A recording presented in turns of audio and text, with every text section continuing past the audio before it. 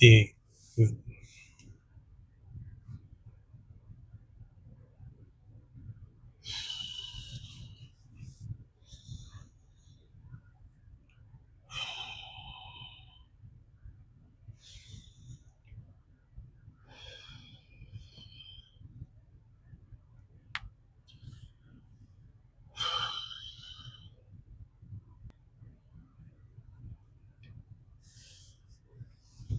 uh,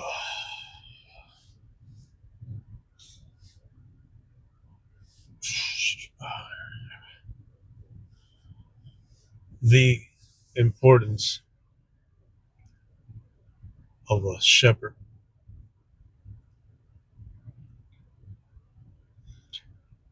The importance of a shepherd. The the relationship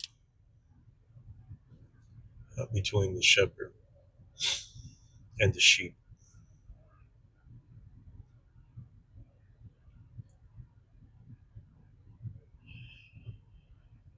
The differences between the shepherd and the sheep.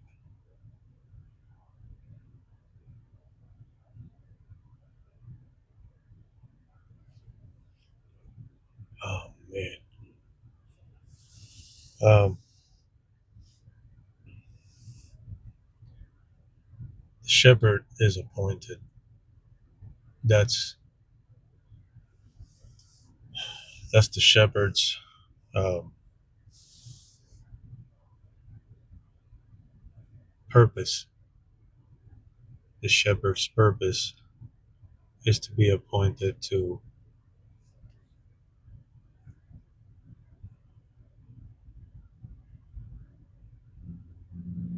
guide guide the sheep in the paths that they need to go in order to keep them all together aligned towards the end goal, which is where he's directing them, whether it is for them to eat or to go right back home. As I understand it, I'm not in a physical sense. I don't have a lot of experience. I don't have any experience, I should say. I've helped slaughter. I've helped slaughter and maybe skin the sheep or two here or there, but I don't. I'm not. I don't consider myself a shepherd in the physical aspect of things. So I don't want to misrepresent uh, those that actually are in physicality shepherds of sheep. But if you have ears, just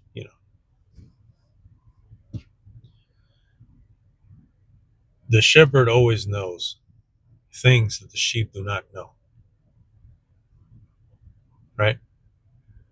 The sheep are not as intelligent or on a physical plane, and I'm really trying to get out of the physical plane, but uh, it's the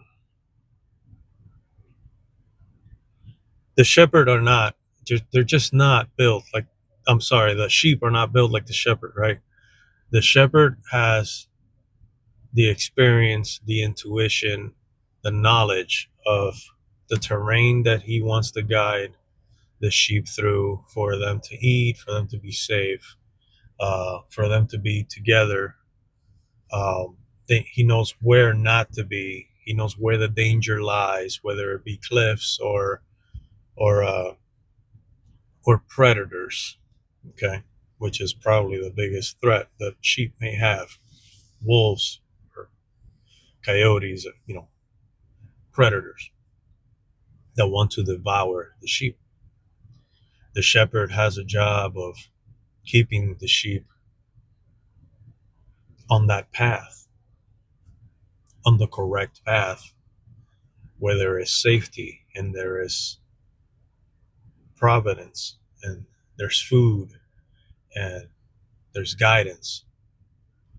Now, the sheep are sheep, you know, The sheep, sometimes they want to wander away. They want to, they just, every once in a while you get, I guess that's why they got the whole black sheep uh, analogy from or whatever. Every once in a while, there's that sheep uh, that wants to just wander away.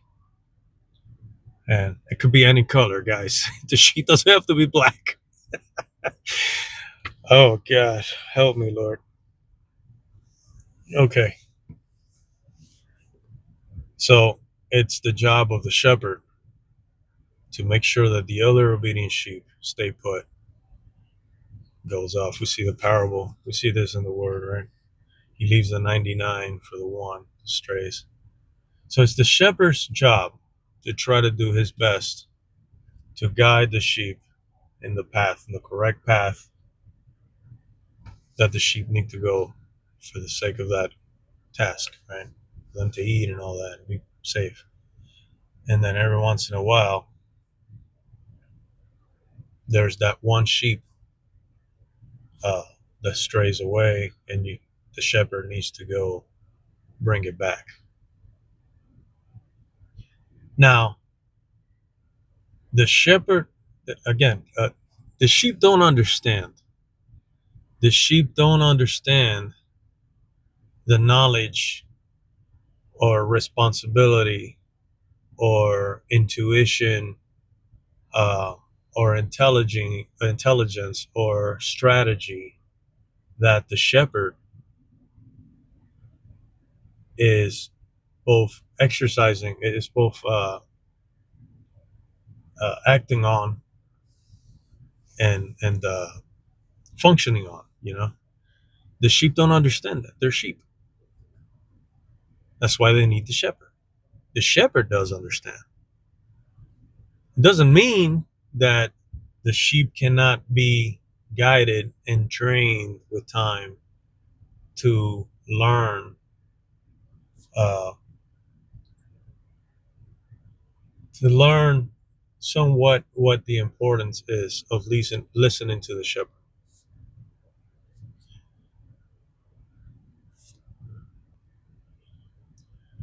But the shepherd's job is so profound.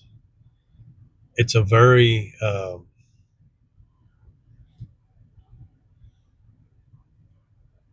it takes the shepherd's job is very involving. It's so involving. The shepherd has been built, has been raised to be a shepherd. He has all the tools at his disposal to do the shepherd's job. It is such it's such an important, it's such an immersed uh, calling, I guess. Trying to find the words today. I should probably stop drinking so much. Um,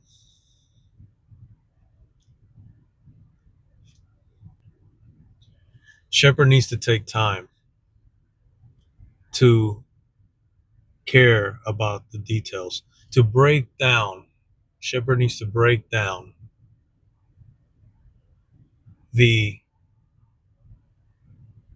task and the reasons of the path ahead in small sections that the sheep can process and digest and understand. That's part of the job of the shepherd.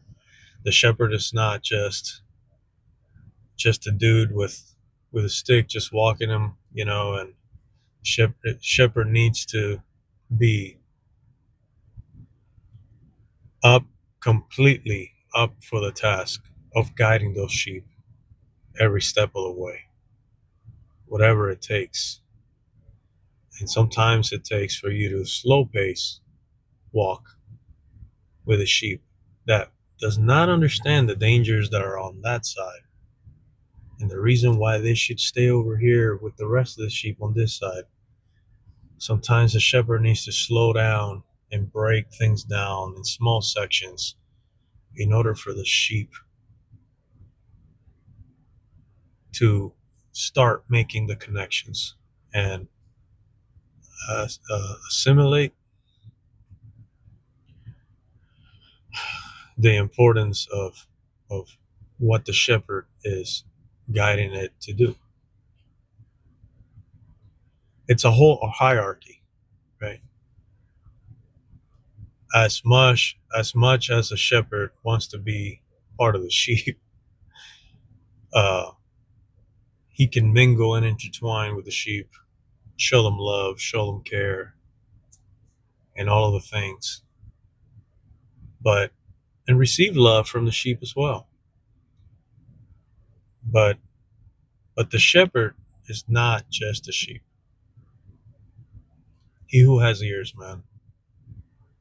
The shepherd is not just a sheep. The shepherd has been tasked with the responsibilities of guiding the rest of the sheep. The other sheep weren't appointed for that.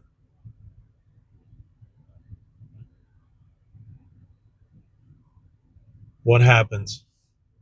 What happens when the shepherd doesn't do what the shepherd is supposed to do? What the shepherd is called to do? What happens then?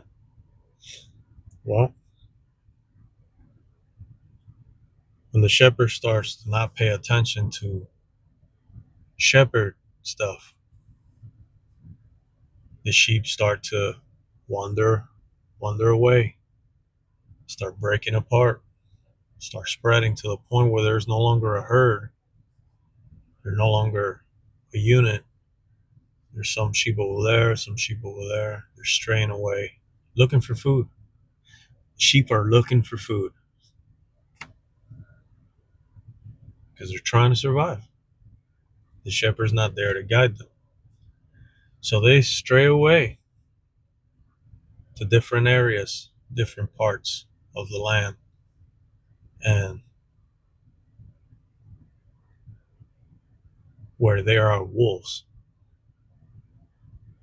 where there are wolves, and those sheep don't have the yet experience or abilities to fence off a pack of wolves, a certain number of predators. So sheep are now prone to get eaten by wolves.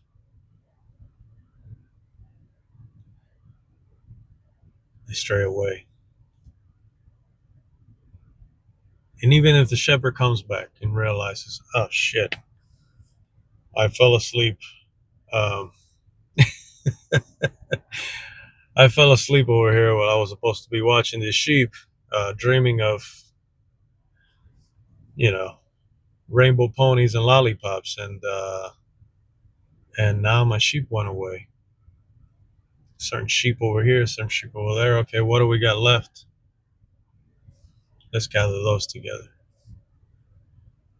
There's some sheep that stray away that will get eaten by wolves, and you'll never see those sheep again.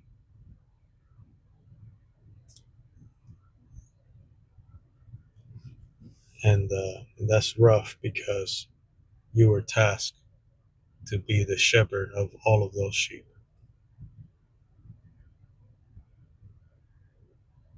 That's uh that's the burden of being a shepherd. It's like there's certain mistakes you can't make when you have been given so much responsibility over as a shepherd over a herd of sheep.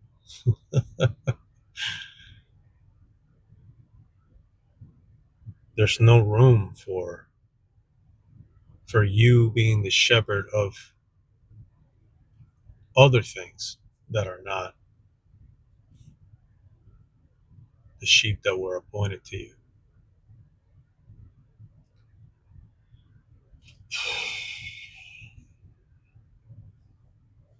They stray away.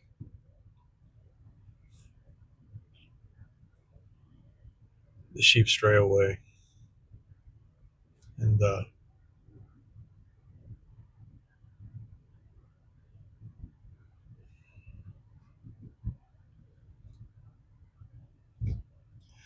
Yeshua, Jesus, the Christ, Yeshua HaMashiach, is that shepherd.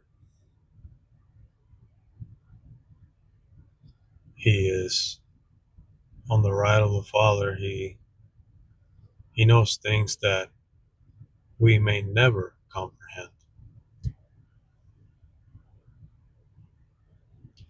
And that's all right. And we are his appointed sheep. All of us that have been called by his name. He's the good shepherd. And if you have read, we are to follow the model of Yeshua. I'm gonna have to come back to this one, but a lot of people say we are saved by grace and not by works, but by their fruits you will know them. The fruits come from work that you have to put in, and for your faith to make sense. Faith without works is dead, and this is all true. And folks say Yeshua, which is truth. Yeshua did not come to abolish the truth; he came to fulfill it. And there's folks that say this. It's like almost like it makes sense in their gut, in their spirit, but they don't have a full comprehension. They don't have a full comprehension on how it is that Yeshua in the New Testament fulfills the Old Testament. Have trouble, just like the New Testament folks have trouble lining up with the Old Testament. They both connect. They both connect. But both have difficulty realizing how that is. How is it that Yeshua came to fulfill the law and not abolish it, even though he tells you, he who lives by the sword dies by the sword, in reference on how his death would be? A lot of folks don't comprehend what that means. What is the sword? A double-edged sword. It's the word of Yah. He's not talking about a literal sword.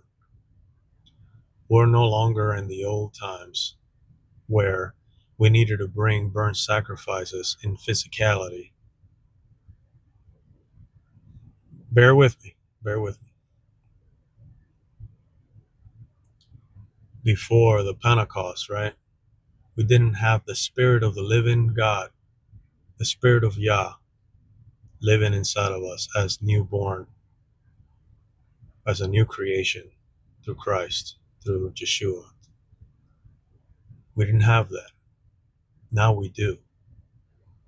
Nothing has been abolished. It's still the same thing. So now it's slightly different in the way of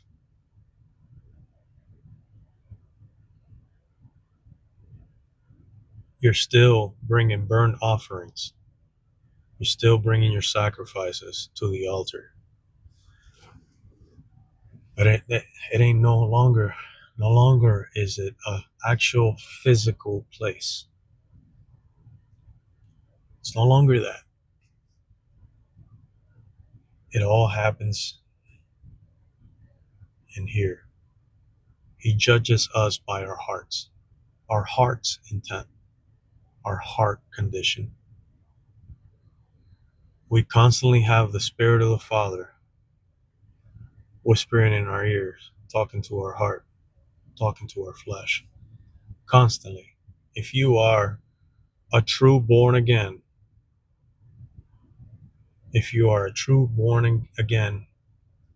in Hamashiach, in Yeshua, in Jesus the Christ, and you know what I'm saying is truth.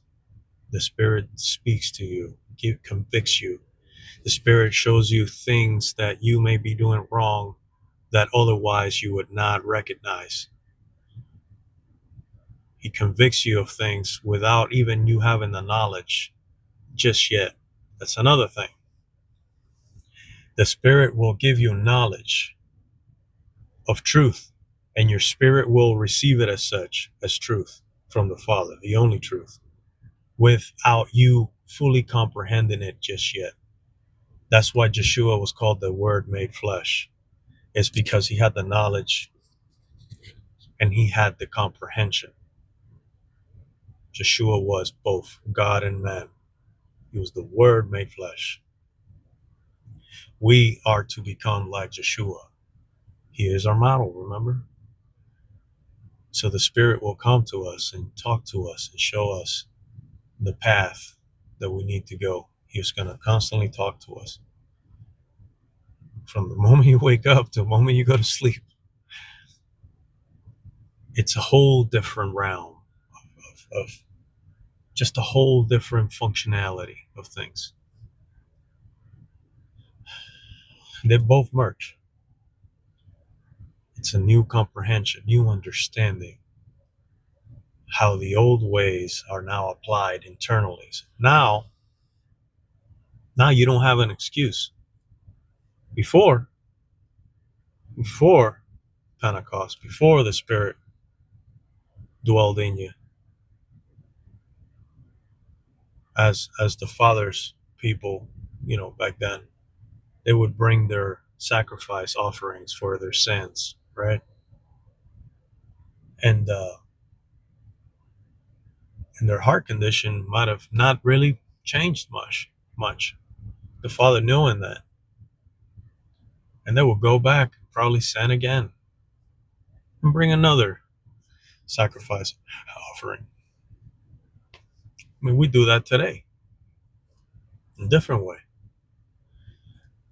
Now there's more accountability because now the Spirit of the Father lives in you. You got no excuse now. The Spirit of the Father lives in you now. It doesn't matter what men think. It doesn't matter. Nothing else matters in this situation, in this relationship between you and the Father, in the Spirit of the Father. What matters is that He shows you the truth, and you have two choices. You either obey or you disobey. You either delay in obedience, and He has mercy and He has grace when you delay obedience, because He understands that there's things that you struggle with, that you might be struggling with in areas, and He will make you do things that are uncomfortable to you, whether other people understand it or not. But there's no excuse now. There's no excuse, because the Spirit of the living Creator of all of the universe is speaking to you, trying to guide you into making that knowledge that He gave you a reality. Making the Word flesh comes with sacrifices. It comes with you saying no to the things that flesh already wants outside of the will of the Father, so that the will of the Father can fulfill that part of that wrongful flesh. They're sacrifices, man. That's why the Father says you can't be lukewarm. That's why the Word says you can't be lukewarm. You can't be in the middle. You can't mingle with the world and say you're the Father's people. It don't work like that. Sorry. Fortunately, it does not work like that. We can't be a cup.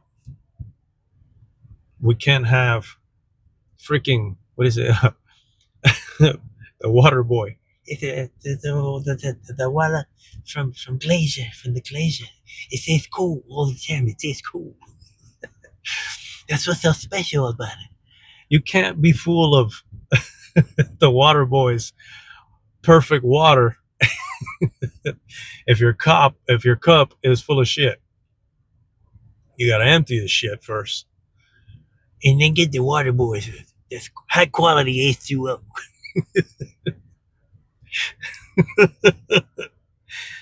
So yeah, unique. You see, the Father is unique in the way He communicates with you.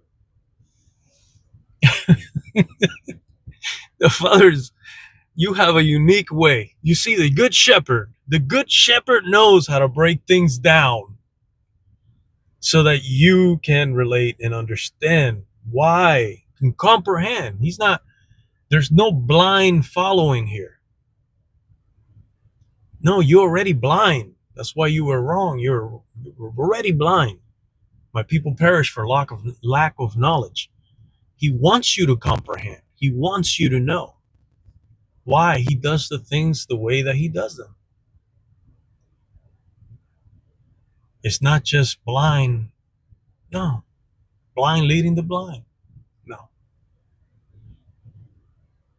But you'll never know that true comprehension of the knowledge that He's showing you, that your spirit is receiving as truth already.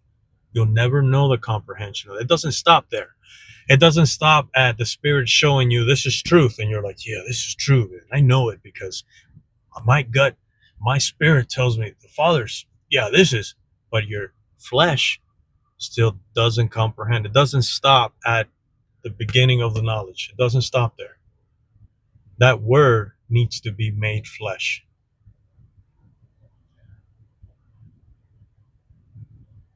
There's got to be a follow-up there. There's got to be your side of the interaction. Your side of the interaction is He's going to show you what it is that you need to get rid of in order for that to begin.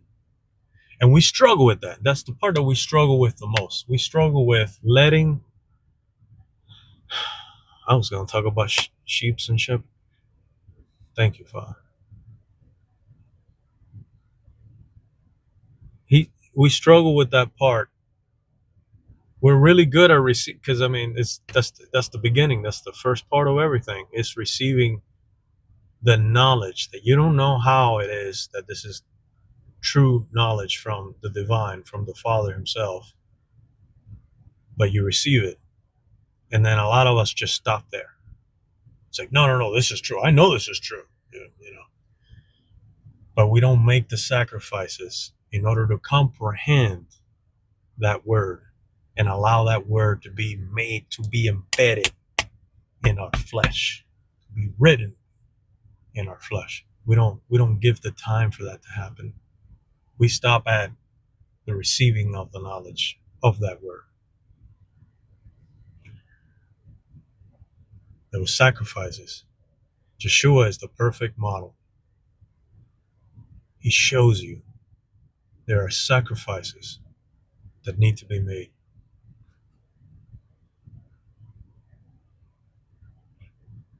Again, if we had it all together, if we were already perfect, there would be no need for none of this. None. We can do what Aleister Crowley said, do what thou wilt. Might as well. If you don't want to do what the Spirit of the Father is putting in your heart, you might as well do what thou wilt. Ouch. Might as well. Because there's no lukewarm. There's no lukewarm. There's no in between. There's no gray area. It really is either black or white. All the gray areas are lies. The gray derives from there's no in between. The in betweens are lies. They're lies. In reality, there are no in betweens. But what does that mean, Rand? Does that mean that, oh man, so like, yeah, well, balls to the wall. Let's get really religious and legalistic now. And yeah, let's just, all right. No, it doesn't mean It doesn't mean that you're going to start creating another freaking religion. It doesn't mean that. It means that we need to learn now.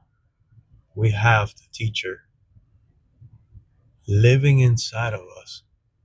If everybody's in the same spirit, under the same accord, under the same understanding and comprehension, and if everybody realizes that they have the creator of the universe living inside of them as a new creation, if everybody truly gets to the part of comprehending what this means, then we're still imperfect beings trying to achieve perfection, but there's a solid foundation there. Now we're building our house on solid ground.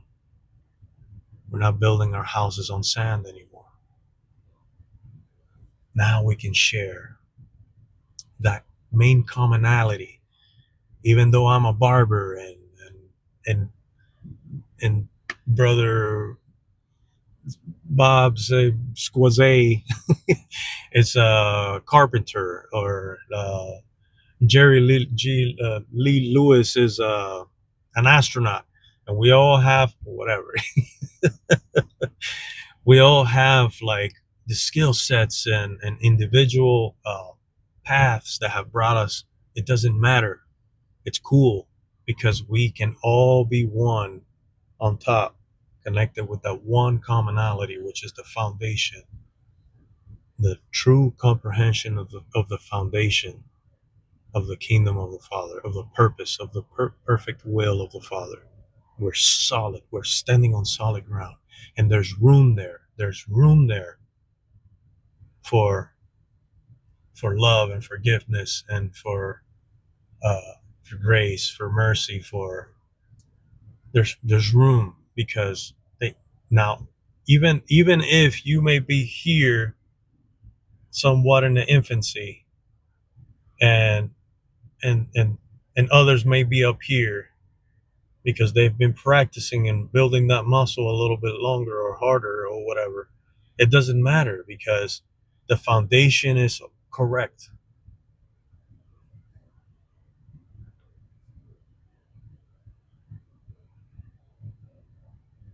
And little Billy Bob might make mistakes down here, but he's got an entry level understanding, comprehension of that foundation. So even though little Billy Bob is making mistakes down here, there's enough room for grace, because you're both really aligned on that foundation. Whether one is a little more ahead and the other one's a little more behind, you're aligning in that foundation, and that only takes you straight to the top. There's no there's no one better than anyone else at that point. You comprehend. It's such a beautiful thing, man. The level of humility, the level of true love. You don't have to force this. It becomes an organic thing, because you, again, I don't know what words to use, because you're on the correct foundation. And and and, and problems, you're always going to have problems in this world.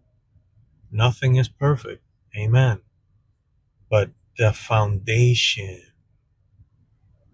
can't build you can't build anything on a crooked foundation, on the wrong foundation. You can't. I'm not a carpenter, but I know that much. Your foundation ain't right, nothing nothing's gonna be right moving forward. You can correct little things along the way, but the foundation needs to be correct from the very beginning. I don't know, man. So I guess it goes right back to the shepherd and the sheep. And we're all just trying, right? We're all just trying. We're all just trying to do what the Father put in our hearts, the purpose. We're all trying to figure out what our true purpose here in this time on this rock really, really means. I know I've struggled with that plenty. And how awesome it is. You ask the Father, and I have. I've asked the Father many times throughout my walk, Father, like, what's the point? Why do you show me all these things? Why? What's the purpose? Doesn't seem like. Why are you showing me? No one else cares. No one else comprehends. And then, but you don't see on the grand scale. You don't see on a grand scale the big picture that he's trying to paint. You don't see it. All you got to go by is his little breakdowns. It's like, my child, my son, remember what I told you. Love me above all else. Just be obedient to me. Trust me. I'm doing something here. And you're not going to understand right away. There's something that I'm doing something here. And I'm going to use you to do great things. But you have to trust me. Can't go your own way. You have to trust in me, in the path that I am paving down for you. All you got to do is just put one foot in front of the other. It's all you got to do in obedience. Every time that the Spirit whispers in your ear, oh, he's inside of you. So, every time the Spirit talks to you in your heart and tells you, open that door, oh, and close that one. But I was like, I already got a bunch of stuff out on the other side of this door. Like I've done so many things on this other side, and I like walk through it up back and forth, and like I got I got homies on that side of the door, and like if I just close that door, I'm gonna close down on everything that I told, and then they're gonna think that no, it's what the Spirit told you to do. He said, close that door and open this one. Oh, but I don't know about opening this door here because I don't know.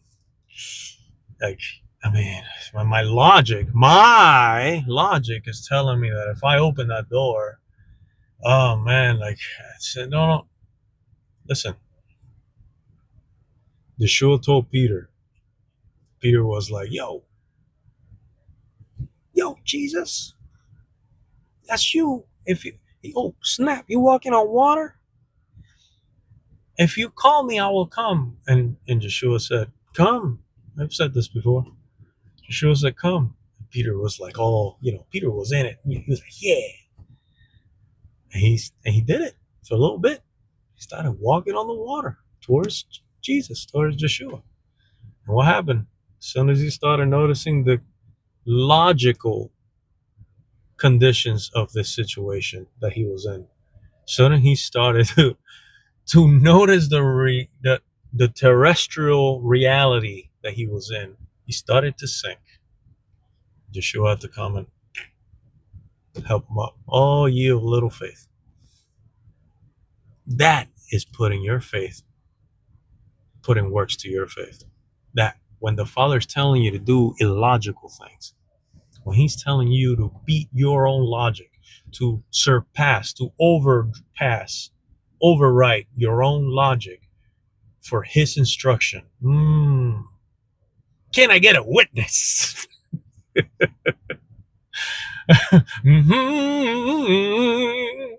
Lord, it's been good to me. All right, focus.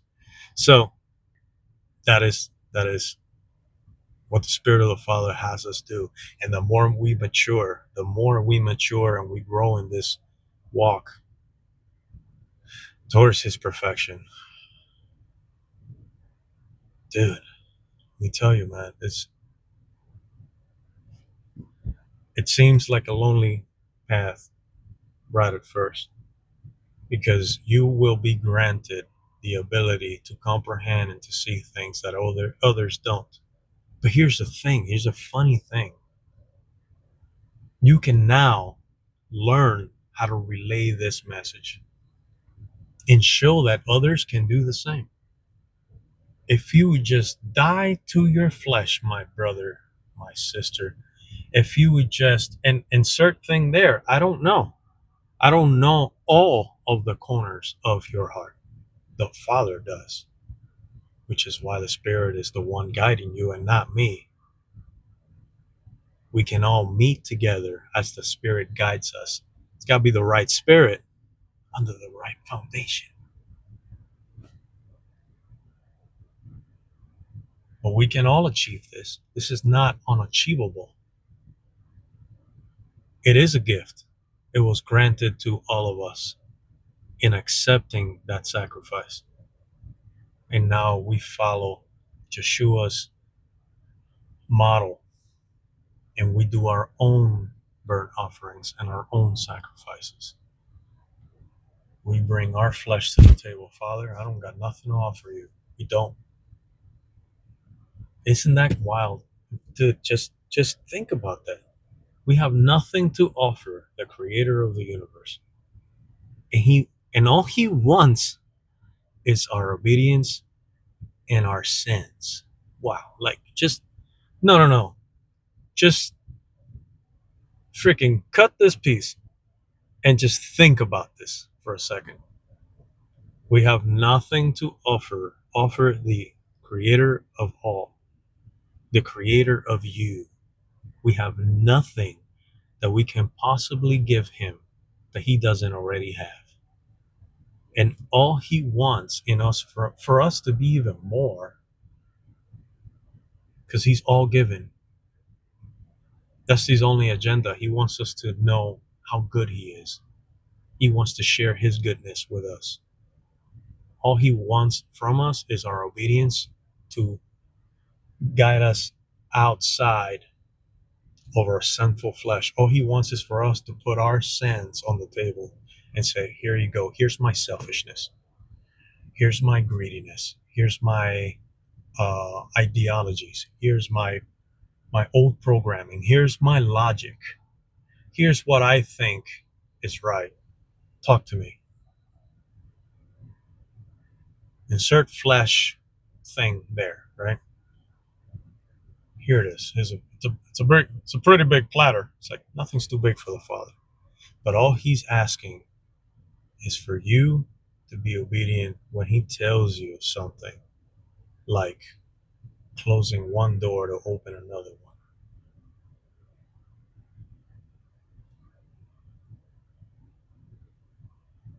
He who has ears, man. That something might be whatever it is.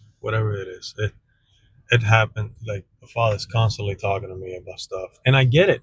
Hey, I'm right. I'm right here with you. We're no different. I mean, yeah, we have our unique individualities, but we're all human beings living on planet Earth. We're all creatures of the Most High.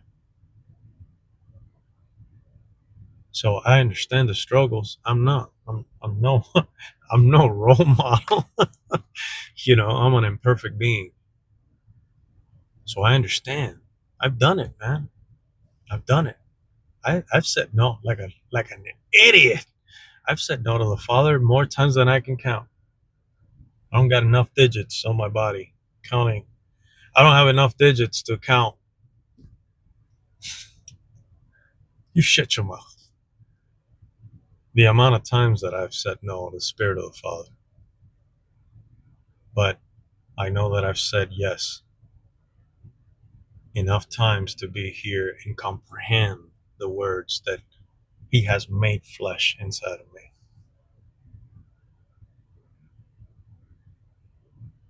You can read the book, man. Read the book by all means. Keep reading the book. I've said this before. Far more important than just reading the book is being obedient to the Spirit. I have been convicted of things I have been convicted of things and surpassed tasks that the Spirit, solely in Spirit, the Spirit of the Father, has put inside of me and has convicted me of, for me to be obedient and put my flesh aside to grow in that area, and things that they're definitely in the Word, but things that at that time I hadn't even read in the Word. Very often, oh, I listen to my wife. My wife reads the Word, or I listen to folks reading the Word, and as they're reading, my spirit is reminding me. Remember when I told you to do that? That that right there. That's it right there. And I was like, wow, cool. You are writing your word in me. Wow, that is amazing. That's awesome. So I don't bother as much as to make my own assumptions or my own opinion of what I read, as much as I make sure that I'm getting the correct revelation from the Spirit. I do not move on anything I've learned. This is a lesson that I have learned. I don't move on anything in this world if I don't have a conviction from the Spirit of the Most High in my gut. I don't. I don't care. Yeah, but the Word says I don't care. I don't care. Because your opinion of what the Word says does not trump the truth of the only truth of the Spirit that lives inside of me, which is His Spirit. I don't care what your opinion and your interpretation, your own interpretation of that word may be, and you may be in accordance with other folks that may be blinded, and that's okay. It's okay. There's a time for everything. There's a reason why the Father allows you to see these things and not those things. It's okay. There's a time for everything. He's got it under control. But I have learned that I cannot go by anyone's interpretation, anyone's interpretation of the word until it has been made flesh inside of me as truth, until the Spirit has convicted me of that said word. I've learned that. It's very important because I walk 100% through faith. But you got to put works to. I do put works to my faith. I do it all the time. It's how I got this far. You know how I do that? Every time the Spirit convicts me, I do it. Yeah, not every time. Sometimes it takes me a little while, but I'm being real, right? Sometimes it takes me a little while. It's like, I know you already told me that, but I just want to, I just want to ride my bike a little longer, or I just want to do this a little longer. Yeah, I know. I'll get to that. I'll get to that. God, I'll get to that. Yeah, I'll get to it. It's just like I just want to have fun with these cool guys over here. It's like they're so cool. They're just so cool. But those are not your guys, and it is cool. There's a lot of cool, a lot of cool dudes in this world. A lot of cool stuff in this world. Just because something is cool doesn't mean it aligns with the will of the Father. Oh man, I've been trying to make this video short. I'm sorry. Um,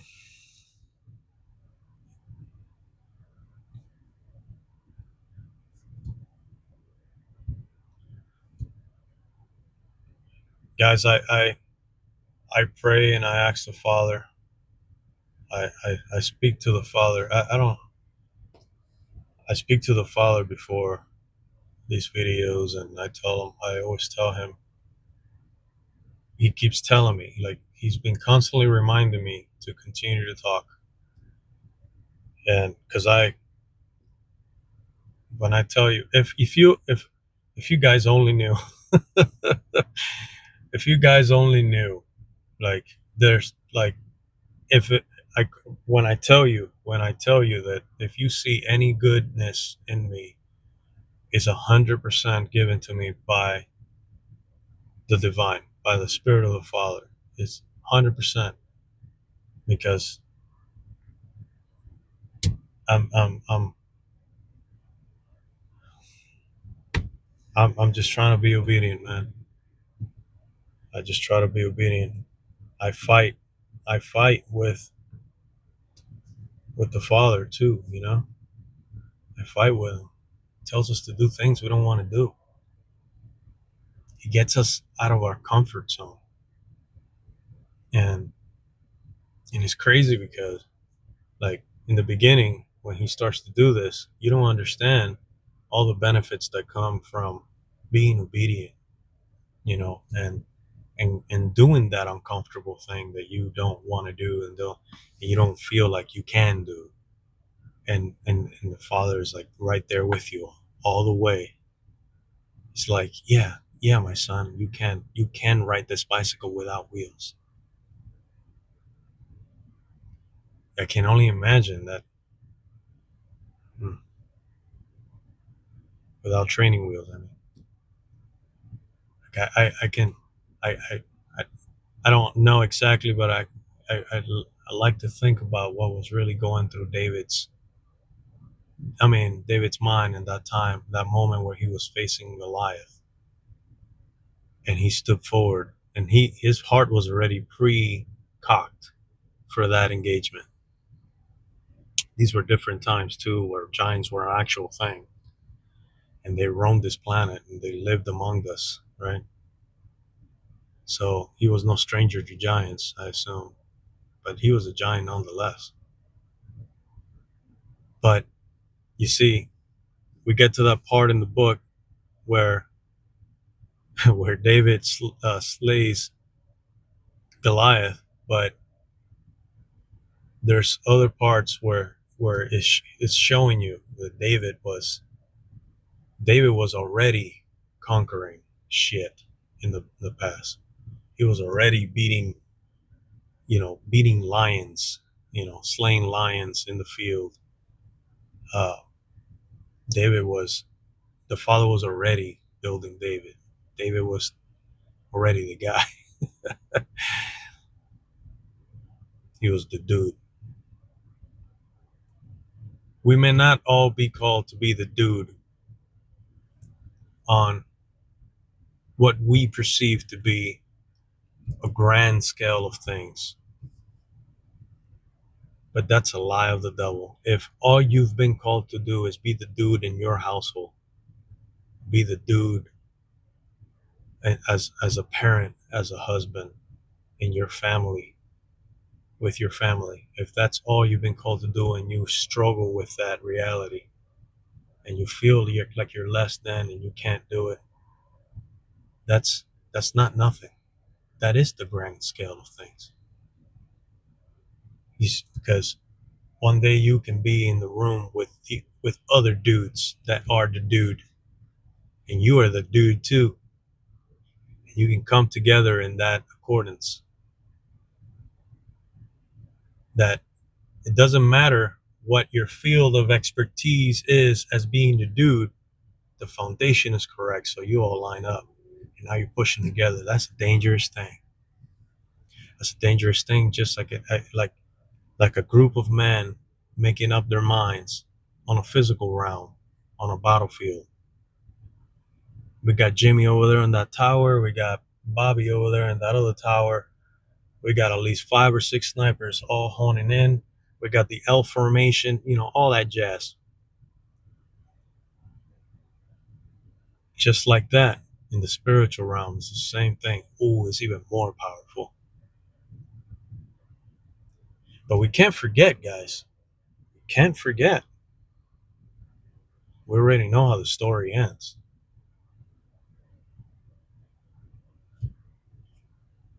We already know how the story ends. I guess the free will comes in what side of the story you want to end up on. I want to be on the winning team. I want to be in the other team, in the only team that I was intended to be.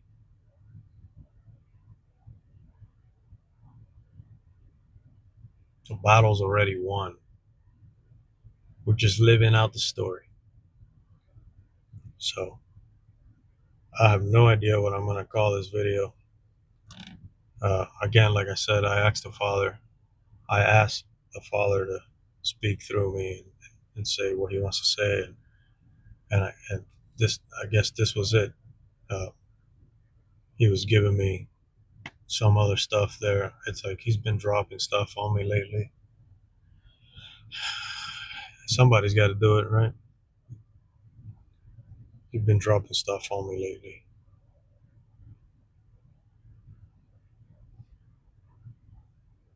I'm sorry, man. You know, anybody that I may seem like I'm offending, I'm not offending anybody. I We're all imperfect beings, man. We're all just trying to get it. We're all just trying to get it done. Um, I'm no better than anybody. We're all just trying to survive this human experience in the most righteous way possible. And there's only one righteous way, and that's His way, and Yahweh. You know, that's Yah's way, and that's all I'm trying to do. Nobody is greater than anybody, and there is no greater sin. The Father puts certain responsibilities and certain tasks, and only you know what that is. I can't tell you. I can't. You already have all the help you need. You have the Spirit of the living Creator in your heart, in your DNA inside of you. How we choose to store that. Those are the riches that Yeshua is talking in the parables. Those are the talents. He's deposited stuff in you, and the Spirit tells you how to use it, and you don't use it because you want to do something else with it. Those are the talents. There's so much revelation. We need to pray. We need to ask the Father. And I'm going to try to close with this because I guess this is going to be an hour video. We need to pray and ask the Father to reveal to us and help us comprehend what it means. What it means when we say that Yeshua came to fulfill the law and not to abolish it. We need to ask the Father to help us comprehend how those two unite, the law and Yeshua. Help us comprehend how they both unite. Because I promise you, and I hope He gives me the ability to continue to give these nuggets out, but there's more, man. There's more. It's not just trying to do the law to the best of your ability on a physical plane. There's more. And if you ask in spirit and truth, and you kneel your heart at the altar of the Father, you kneel your heart in humility, you humble yourself in front of the Creator, and you ask Him, Father, show me how Jesus, show me how Yeshua fulfills the law and not abolishes it. I want comprehension of that reality, because we know it. We know it, but we don't really comprehend it. After Pentecost, things changed. Not in abolishing. You see how our brain goes right back to that? Not in abolishing the law. The law has never been abolished. The law remains, but we don't have the comprehension how those two things aligned. What are the differences? The difference is that we have, again, the Spirit of the living God, the Spirit of the Creator of all, of Yah living inside of us 24/7 now. That's why you feel bad when you mess up. You know what I'm talking about. You know what I'm talking about. That's why we feel bad, man. Because he's constantly convicting us. He convicts us before, during, and after. But everything you practice, you get good at, right? The more you exercise that muscle, the, the easier it is for you to resist temptation and overcome your carnal inconsistencies. It's a muscle. It all ties up together. Less of you, more of him. The more you try to step in, the stronger you get with him, because he's pouring of him more and more in you. The word becomes flesh. Your flesh becomes less. It doesn't mean you become a robot. It doesn't mean you become a mechanical, a machine. It's like, no, it doesn't mean that. You don't lose a heart. Yeshua was both man and God. Yeshua wept several times. And a lot of us don't even comprehend what that meant. How that was a righteous cry from the creator of the universe in flesh. A lot of us don't even comprehend what that means, what that meant when he wept for Lazarus. We think we know. Our logic dictates what we think the reason was for him to weep, but we don't comprehend. I'm still coming into that comprehension myself. And the more that I walk and the more that I say yes to his guidance, the more I start to understand how they connect. But I know that that's the task now. The task now is to learn how it connects. After Pentecost, how it connects, how the words make flesh, how Yeshua was the word made flesh is,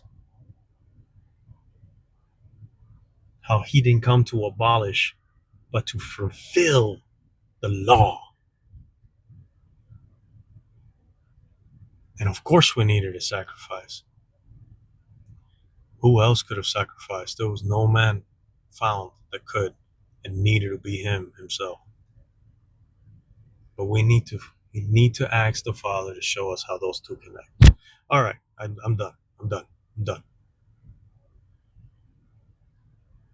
Thank you for watching. Remember to like my shit.